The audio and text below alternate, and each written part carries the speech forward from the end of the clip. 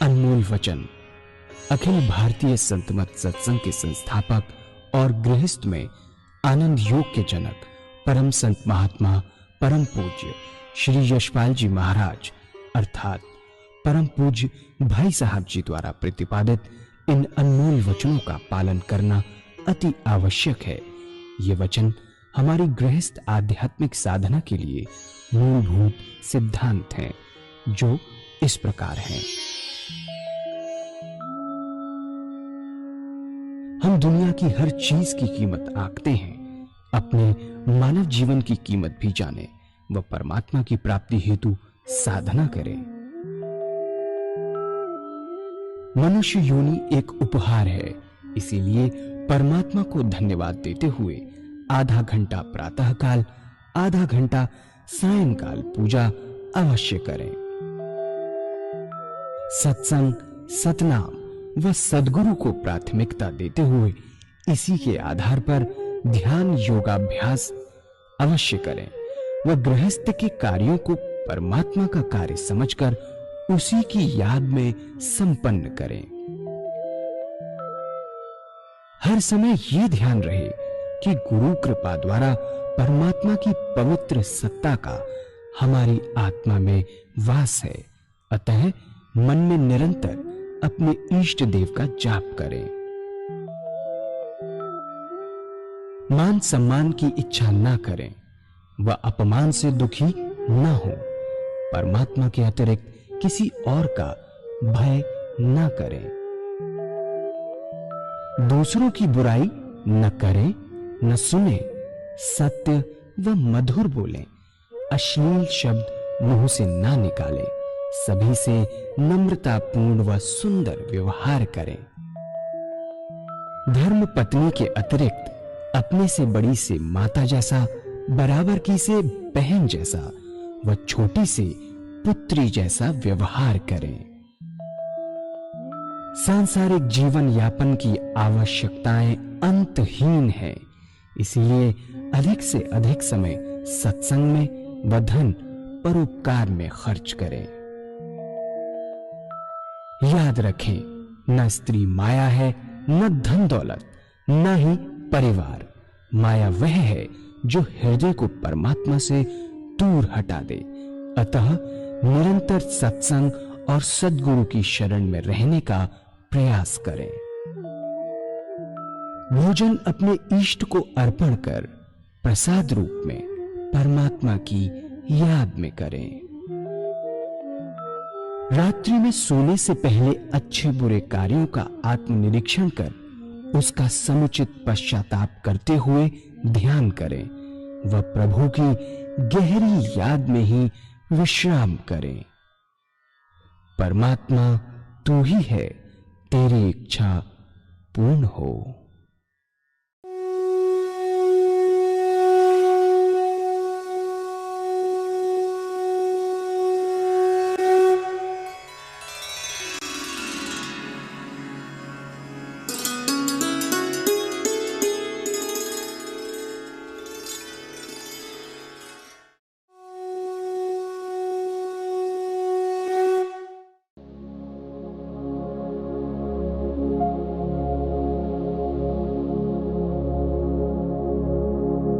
जय सद्गुरुदेव जय पद शरणं श्रेयस्वरूप चरणों शरणं। जय सद्गुरुदेव जय पद शरणं श्रेयस्वरूप चरणों शरणं।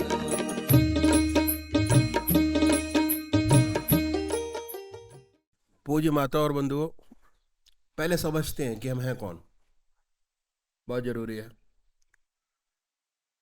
और उसको समझने के लिए पहला नॉलेज प्राप्त करना, और दूसरा अगर नॉलेज आपने गेन कर ली है समझना जरूरी है। उसके बाद क्रिया करना, लाना क्रिया के अंदर, यही बहुत जरूरी है। तो ऐसे एक जगह कार्यक्रम हो रहा था, एक डॉक्टर ने प्रश्न किया कि पूजा का क्या फायदा। शुरुआत ऐसे हुई कि पूजा क्या फायदा, ये तो बेकार लोगों का काम है। जिनके पास कोई काम नहीं वो माला लेके बैठे, आधा घंटा सुबह बर्बाद करें, आधा घंटा शाम बर्बाद करें। हम लोग तो डॉक्टर हैं,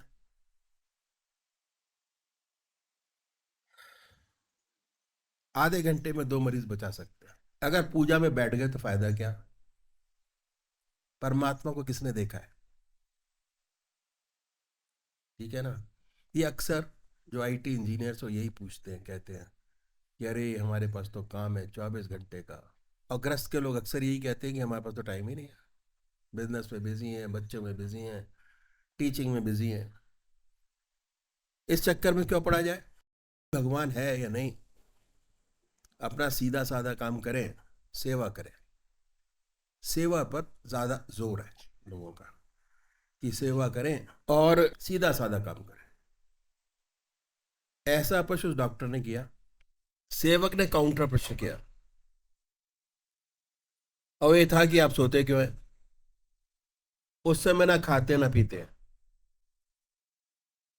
ठीक है, रात को भी काम करें और दिन में भी काम करें, दुगना कमाएं, सेवा भी करें और पैसा भी कमाएं।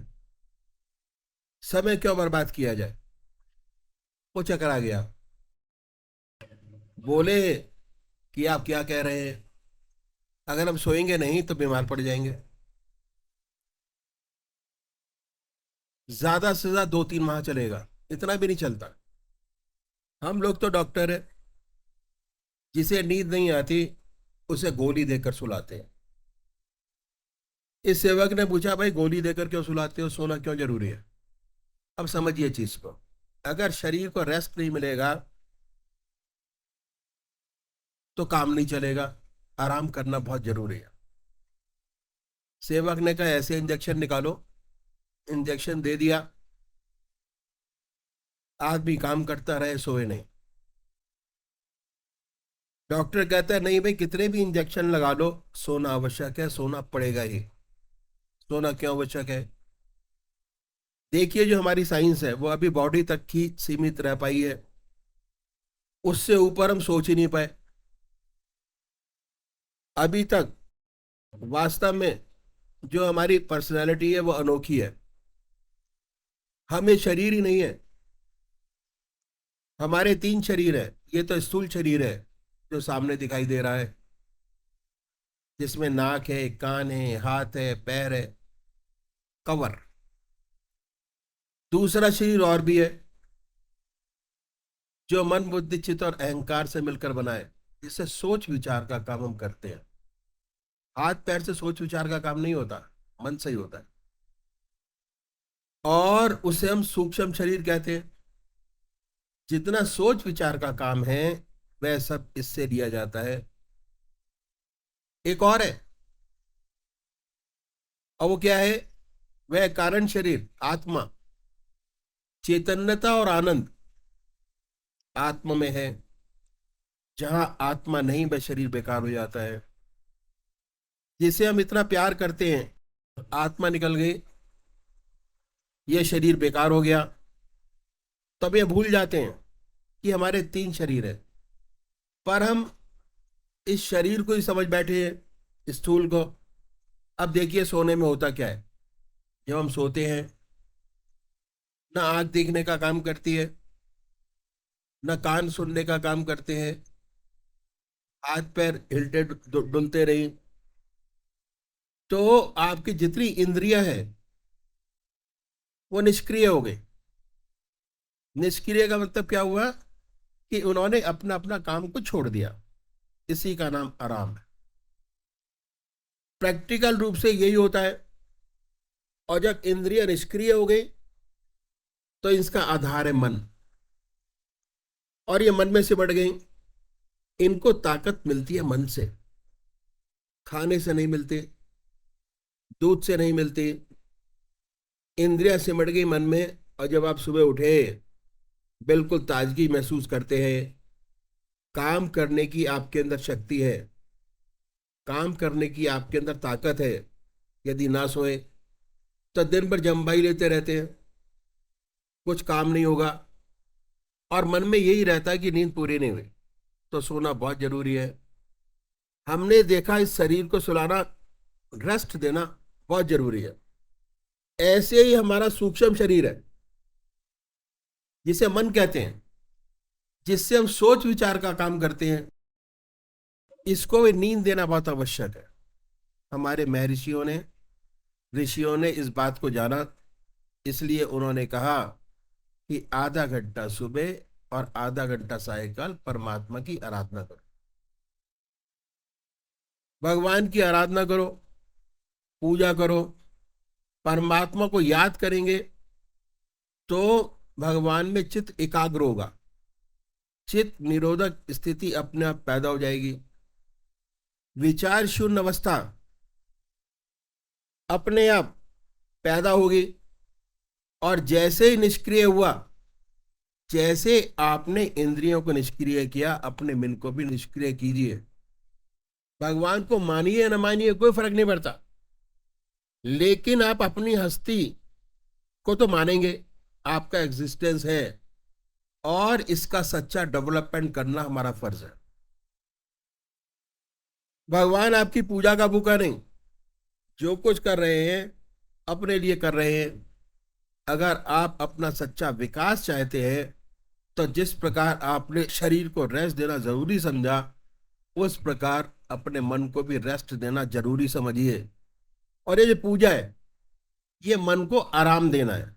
मन को एक तरफ लगा देते हैं, मन का काम सोचना विचारना है, उसे एक जगह लगा दिया, विचार शून्यता पैदा हो गई मन के अंदर।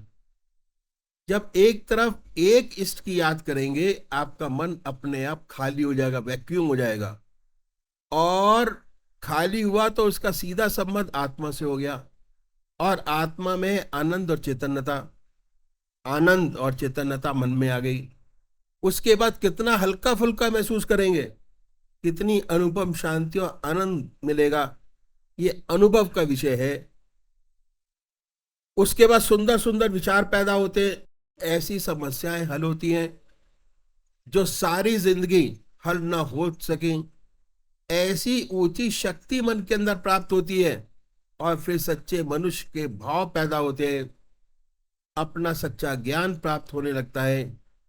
धीरे धीरे आप जान जाते हैं कि आप क्या हैं, और जब ये अनुभव होना शुरू हुआ कि हम क्या हैं, तो हमें वास्तविक स्वरूप नजर आता है कि हम कोई गैर नहीं, सभी हम हैं। जितने ऊंचे संत हुए, उनका अंतिम निष्कर्ष यही रहा। महात्मा तुलसीदास जी ने कहा, जड़ चेतन जग जीव जगत सकल राम में जान। सूरदास जी को हर प्राणी में, पशु में, लता में, वृक्षों में भगवान श्री कृष्ण नजर आते थे। ईसा ने कहा कि अपने पड़ोसी को भी अपनी आत्मा की तरह प्यार करो, लेकिन जब तक नहीं हो सकता, जब तक ये अनुभव ना हो कि हम सभी हम ही हैं, इस अनुभव के लिए पूजा करना बहुत जरूरी है। पूजा का प्रैक्टिकल तरीका हमारे महर्षियों ने बताया कि एक तरफ मन को लगा दो, वह विचार शून्य हो जाएगा। अगर ऐसे ही विचार शून्य करना चाहोगे तो नहीं होगा। बहुत लोग विचार शून्य करना की कोशिश करते हैं, लेकिन नहीं होता, अति कठिन है।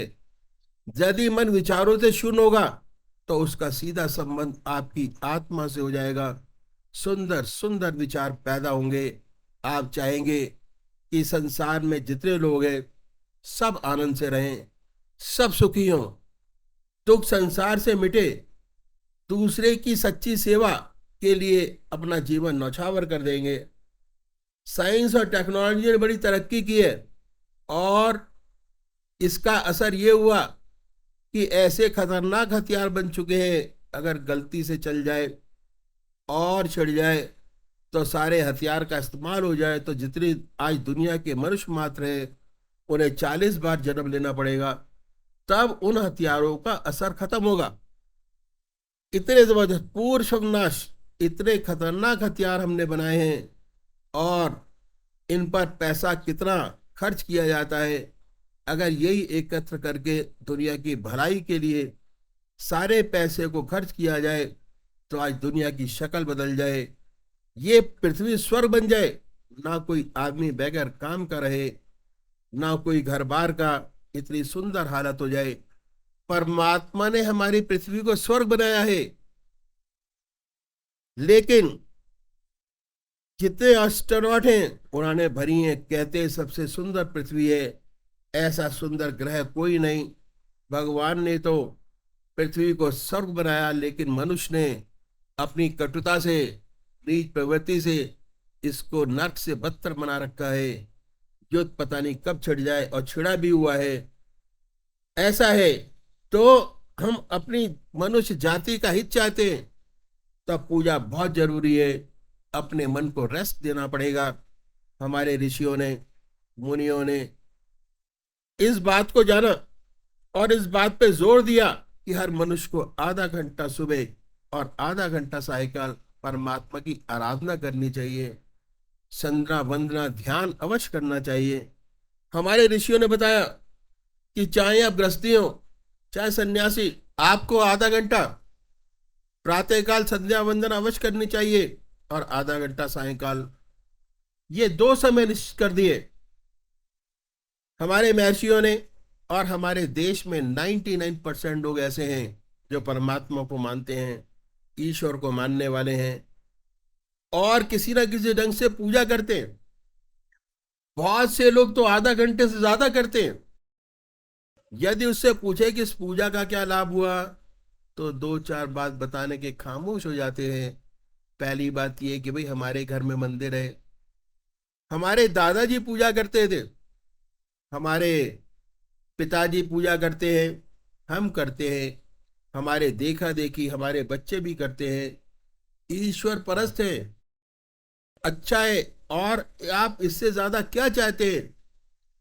यदि उनसे ये पूछा जाए कि इससे कोई आपको आंतरिक लाभ हुआ, तो ऐसे बहुत कम लोग होंगे जो ये कहेंगे कि हाँ हुआ।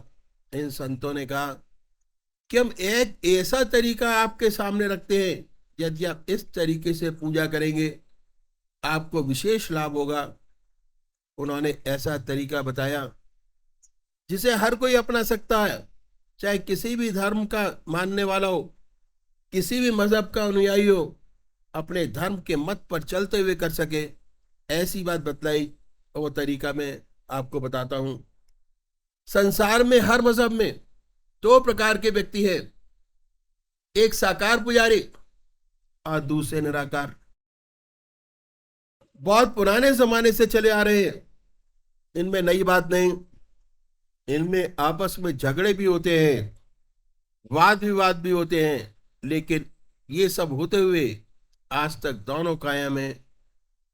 आज आपको साकार पुजारी भी नजर आते हैं और निराकार पुजारी भी नजर आते हैं। बात ऐसी है कि मनुष्य का स्वभाव कुछ ऐसा ही है। किसी को चेहरे से प्यार होता है, शक्ल से प्यार होता है। कुछ ऐसे भाई लोग हैं जिन्हें शक्ल से प्यार नहीं होता, जिन्हें शक्ल से प्यार होता है वह साकार पुजारी, जिन्हें शक्ल से प्यार नहीं होता वह निराकार। इन संतों ने दोनों के लिए रास्ता बताया कि जो साकार पुजारी है उसका सबसे बड़ा काम अपने इष्ट का निश्चित करना, और इसके लिए किसी गुरु की आवश्यकता नहीं है। आपकी आत्मा सबसे बड़ा गुरु है। आप अपनी आत्मा से पूछिए कि भगवान की कौन सी मूर्ति आपको सबसे ज्यादा प्यारी लगती है, जिसमें आप भगवान की सबसे ऊंची भावना डाल सकते हो, उसे अपनाइए, उसी की पूजा करें, उसी का ध्यान करें, उसी को याद करें, उसको हमेशा याद रख के भूले नहीं। ऐसा नहीं कभी आप राम की पूजा करें, कभी कृष्ण की, कभी माँ की, कभी देवी की, और अगर ऐसा करेंगे तो इसका विशेष लाभ नहीं होगा। दरअसल में पूजा का जो मकसद है वह चित्त की एकाग्रता प्राप्त करना है।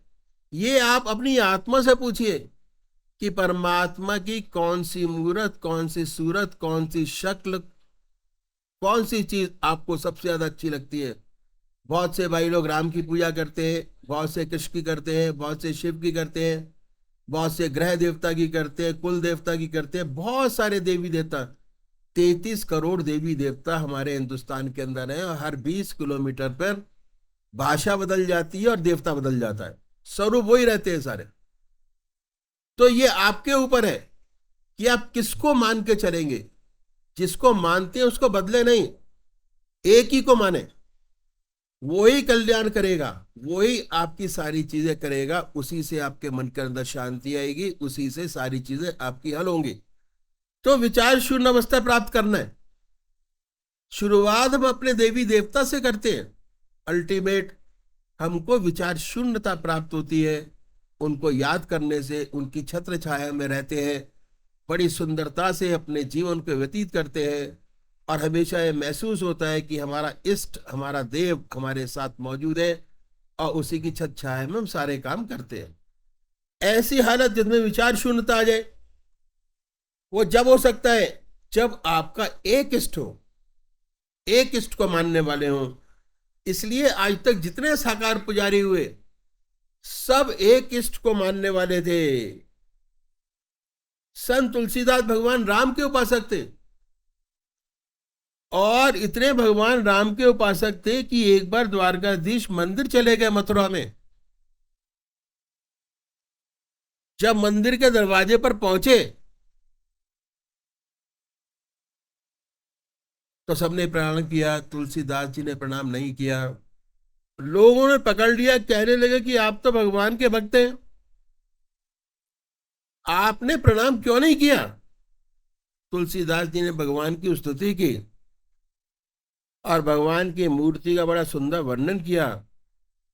आखिर में रो रो के कहने लगे कि मस्तक जब झुके जब धनुष बाण लो हाथ। ऐसा कहते कि भगवान के हाथ में धनुष बाण आ गया।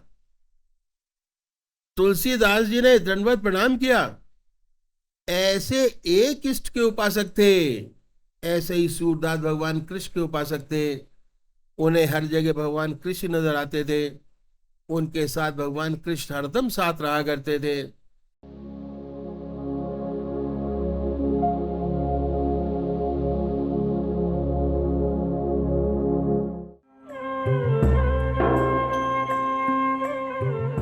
ध्यान योग के कार्यक्रम आनंद योग से निशुल्क जुड़ने के लिए संपर्क करें 9810239677।